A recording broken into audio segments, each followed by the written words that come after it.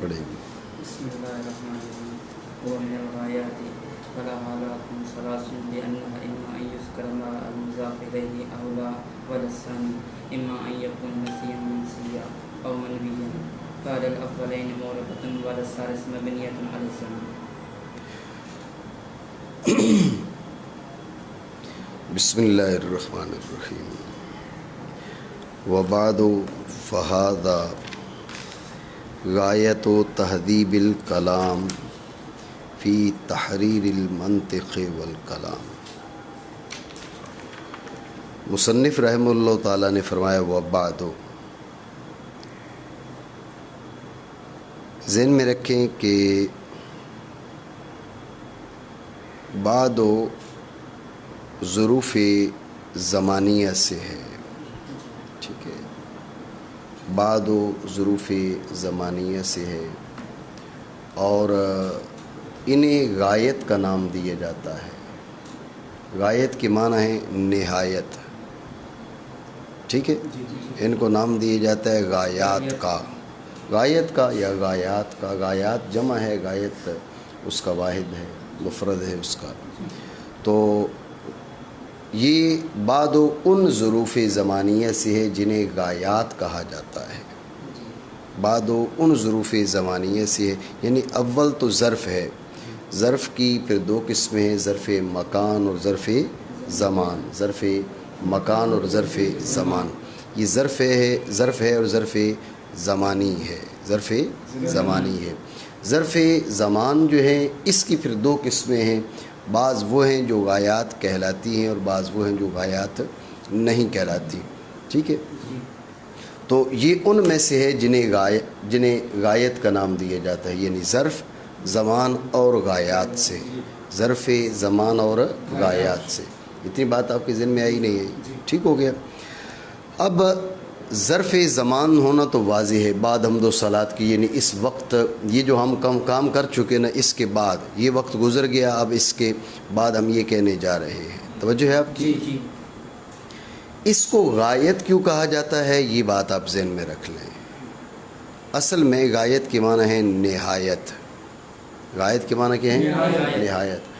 آپ نے کہا بعد الحمد والصلاۃ، یعنی حمد و صلات مکمل ہو چکے، تو اب ہم یہ کہنے جا رہے ہیں۔ ان کی نہایت ہے نہیں ہے؟ حمد و صلات کی نہایت کے بعد، عصر کے بعد، یعنی عصر کا وقت ختم ہو گیا یا عصر پڑھی جا چکی، عصر مکمل ہو چکی، ختم ہو چکی، تو اب یہ کام ہوگا۔ بعد کا مطلب یہی ہوتا ہے نا جی، عصر کے بعد، مغرب کے بعد،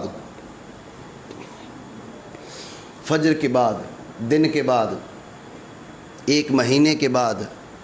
تو مطلب کیا، ایک مہینے کے بعد ایک مہینہ ختم ہو جائے گا، تو یہ ایک مہینے کی انتہا کی طرف اشارہ ہے، اس لیے انہیں غایات کا نام دیا جاتا ہے۔ میری بات آپ سمجھے؟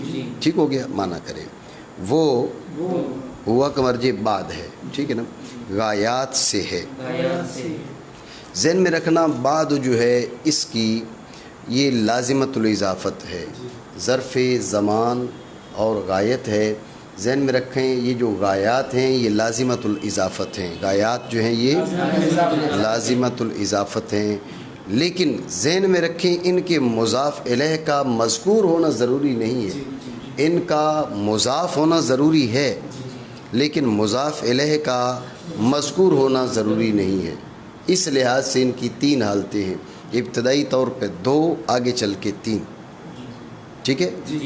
اس کا مضاف الیہ مذکور ہوگا یا محذوف ہوگا، دو حالتیں، ٹھیک ہے، اور محذوف ہوگا پھر دو حالتیں، محذوف منوی یا محذوف نسین منسیہ، محذوف منوی یا محذوف نسین منسیہ۔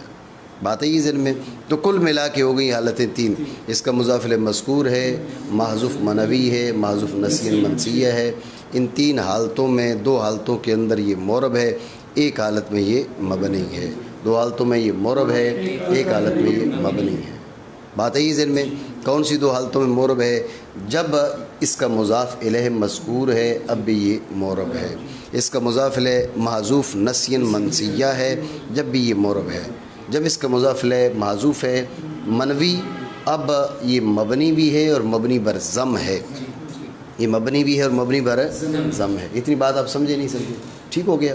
اب آپ یہ ذہن میں رکھ لیں کہ اس کا مضاف الیہ مذکور ہو تو یہ معرب کیوں ہے. توجہ ہے؟ مضاف الیہ مذکور ہو تو معرب کیوں ہے؟ اصل بات یہ ہے کہ جو اسم ہے، اسم مبنی الاصل نہیں ہے. یہ مبنی ہوتا ہے مبنی الاصل کے ساتھ مشابہت کی وجہ سے.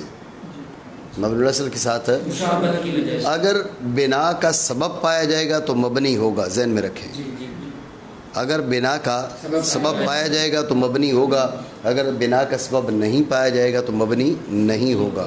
اتنی بات ہے آپ کے ذہن میں. تو اب جب مضاف الیہ مذکور ہے تو کوئی ایسا سبب نہیں ہے کہ ہم اس کو مبنی کریں. بات ہے یہ ذہن میں. جب سبب ہی نہیں ہے تو ہم مبنی کیسے کر سکتے ہیں؟ یہ مبنی کیسے ہو سکتا ہے؟ بات ہے یہ ذہن میں. یہ دوسرے لفظوں میں سمجھیں، بات پہ توجہ رکھیں. جو اصل چیز آپ کو سمجھانا چاہ رہا ہوں کہ اسم کے اندر اعراب اصل ہے. مبنی ہوگا تو کسی وجہ سے. جب مضاف الیہ ادھر رکھا ہوا ہے کوئی وجہ ہی نہیں ہے کہ ہم اس کو مبنی کریں.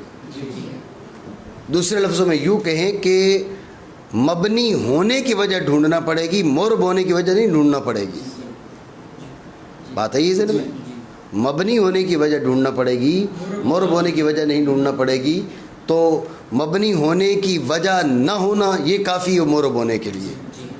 تو اب یہ معرب ہے، جب اس کا مضاف الیہ مذکور ہے تو معرب ہے، تو ہمیں وجہ ڈھونڈنے کی ضرورت نہیں کہ معرب کیوں ہے. مبنی ہوتا تو ہمیں وجہ ڈھونڈنا پڑتی کہ بھئی مبنی کیوں ہے. جب مبنی نہیں، یہ تو ہے ہی معرب اپنی اصل پر ہے. اتنی بات میری سمجھے نہیں سمجھے؟ میں نے آپ کو کہا کہ اس کی 3 حالتیں ہیں. ایک حالت میں مبنی ہے، 2 حالتوں میں معرب ہے. جن 2 حالتوں میں معرب ہے ان میں سے پہلی حالت کیا ہے کہ مضاف الیہ مذکور ہو. تو اب معرب کیوں ہے تو اس کی وجہ میں نے آپ کو بتائی کہ مبنی ہونے کی وجہ